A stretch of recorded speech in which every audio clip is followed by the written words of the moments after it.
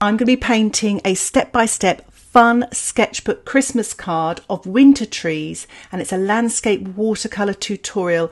I'm going to be doing lots of techniques, spattering, reserving lights using masking fluid, wet in wet, wet on dry, sgraffito and dry brush technique. And here are the list of materials I'm going to be using: my sketchbook, 3 round brushes, my plastic card, framing tape, masking fluid, water pot, kitchen towel and palette. And a full list of these materials and Amazon links can be found in the description below.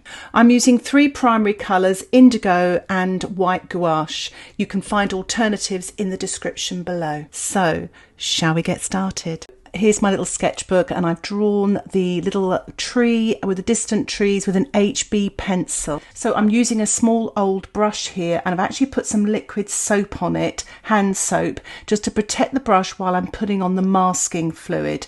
And I'm actually putting this on the branches where the snow would be resting on the branches, and in the photograph you can actually see this on the branches, but I'm actually exaggerating it a little bit more just for my own artistic license, of course. If you don't like using masking fluid, which I totally understand, you don't have to use it. You could actually use white paint at the end of the painting.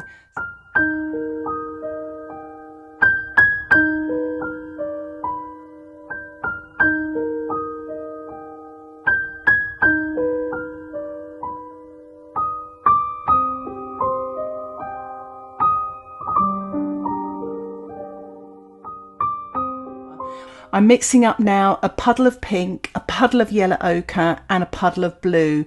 You can decide on those colours, whatever you fancy. The reason I'm using yellow ochre is sometimes yellow could go a little bit more green in the sky. Now I'm applying the yellow first, sort of in the lower part of the sky, using my size 6 brush, working wet in wet.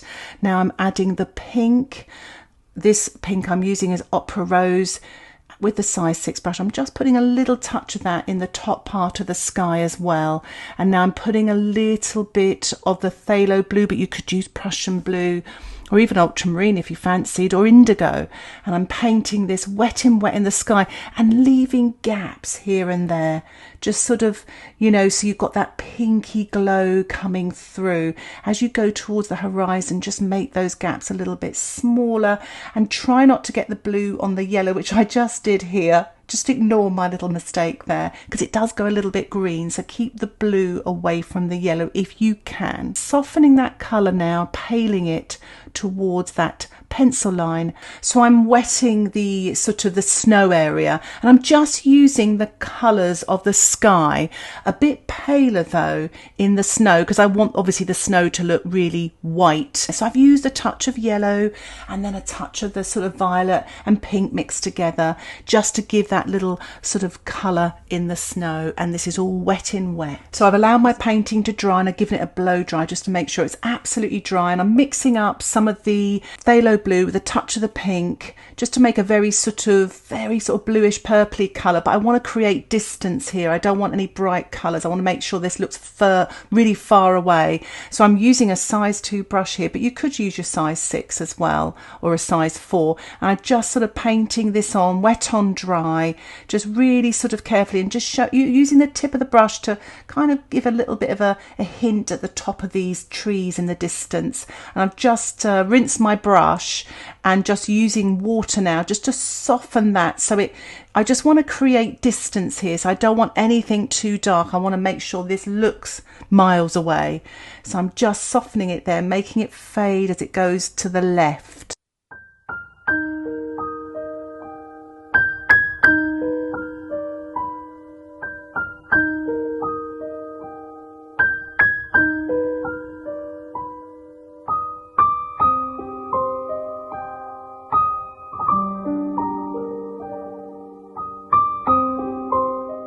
So while that's drying, I'm just mixing up a little bit of the yellow ochre with the phthalo blue using my size 6 brush.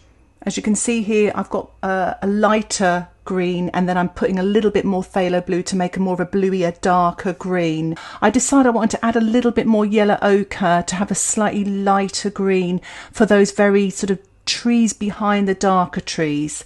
So I'm just putting those in first of all, and then I'll put the darker colour just in front of it and it'll be kind of almost damp into damp. I've added a tiny little bit of the pink to the blue there and a touch of the yellow just to make this colour really, really dark.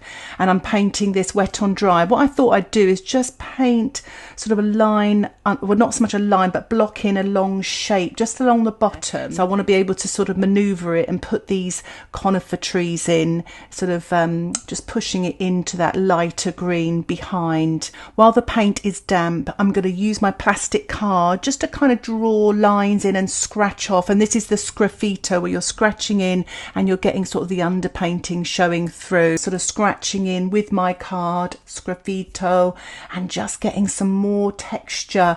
Looks like little branches and tree trunks and things like that, and also helps me get the point of the tree as well. And if you've lost a little bit of light, I'm lifting off as well with the card to get a little bit of light in those distant trees.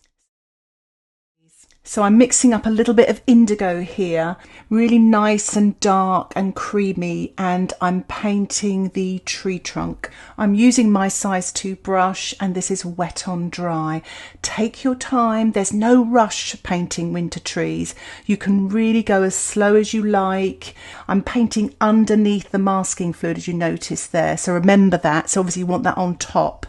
So just, you know, and using the tip of my brush to paint those smaller branches. Remember, tree trunk large, and then branches coming off the tree trunk large, like slightly smaller. And then as you go out towards the sky, everything gets smaller and smaller and thinner and thinner.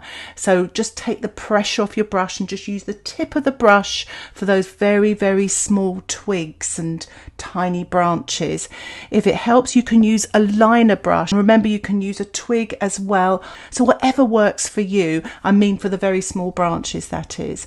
So I'm turning it upside down because it's very useful for right-handed people to sort of paint on the right-hand side like this. You can get access and you don't smudge your painting.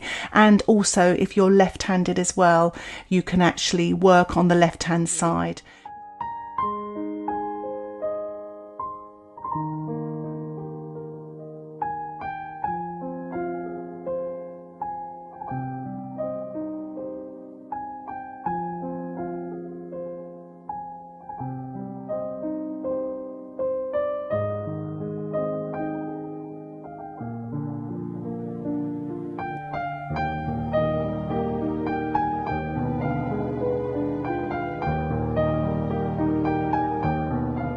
This is a really nice technique. What I'm doing here, I'm just taking all the excess liquid off my brush, and I'm showing you a little bit of dry brush there. Dry brush, side brush. What's happening is the pigment is being picked up on the texture of the paper, and I thought it's a great idea to get that lovely brush effect on the outside of the tree. So as you can see there, I'm using the brush hairs at nearest to the ferrule, the metal part of the paintbrush or plastic part.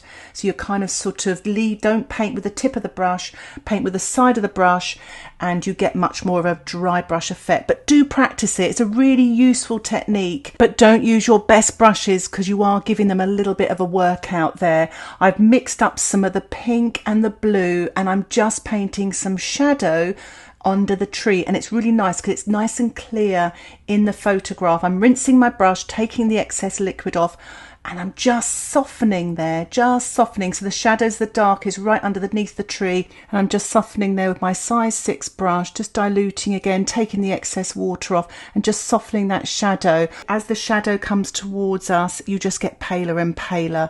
So I'm just bringing it right out to the left hand side as it in the photograph. I'm just putting lots of water on there to really dilute it so it doesn't get too dark there. Adding a little bit of stronger paint now, just underneath the tree again, because I lost a little bit when I was diluting, just to make sure I've got that defined shadow under the tree, and then just soften the outside edge. So the painting is completely dry, and I'm removing my masking fluid with some framing tape, but you could use your thumb or rubber as well, whatever works for you. So I'm just tidying up some of these branches. That's what I love about winter trees, is that you can actually go back in and do a little bit of correcting.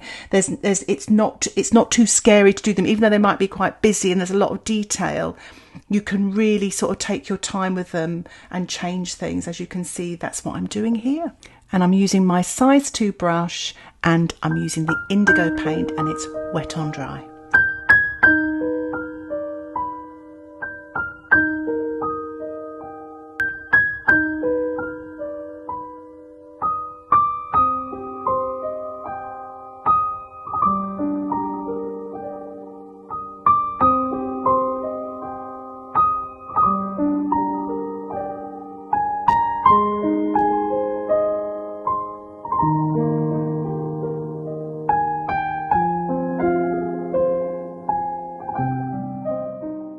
I've allowed my painting to dry and I've squeezed out some white gouache, and I'm just sort of diluting it a little bit. I'm using my size 2 brush and I'm going to have a little spatter. This is the snow. What I quite like is different size sort of blobs as well, and I've got some nice big ones there, so I'm quite pleased with that. But just spatter all over the sky. As usual, I always do too much, don't ask me why. So I'm just giving it a nice tap, holding it firmly in my right hand, tapping it in the middle of the brush and just sort of getting the paint off. If you find it's not coming off, then just dilute the paint a little bit more, or you can try a toothbrush or something like that. So I'm just giving it a good spatter, and it's starting to look a little bit Christmassy as well. And it's also great if you've got a few little mistakes or things you don't like, maybe something that went a bit muddy. This sort of spattering really does help. It's so much fun to do. I'm just removing the framing tape now, being very careful not to tear it. I did give it a blow dry as well to warm up the glue so it didn't tear my paper. And I'm just signing and dating. I think that's a really important thing to do as well, to sign your work. So I'm just going back in now with just paint straight from the tube, and I'm putting a little bit more snow on those branches. And this is what you can do if you didn't want to use masking fluid. So if you feel like you've over spattered, that's not a problem. I'm just adding back now with my size 2 brush some indigo and just tidying up some of those branches just to get them back, because I lost them a little bit with the spatter. But it's just showing you all as well, there are things you can do if things don't go quite right or you don't quite like. You can sort of tidy things up. I think the biggest thing is to remember less is more.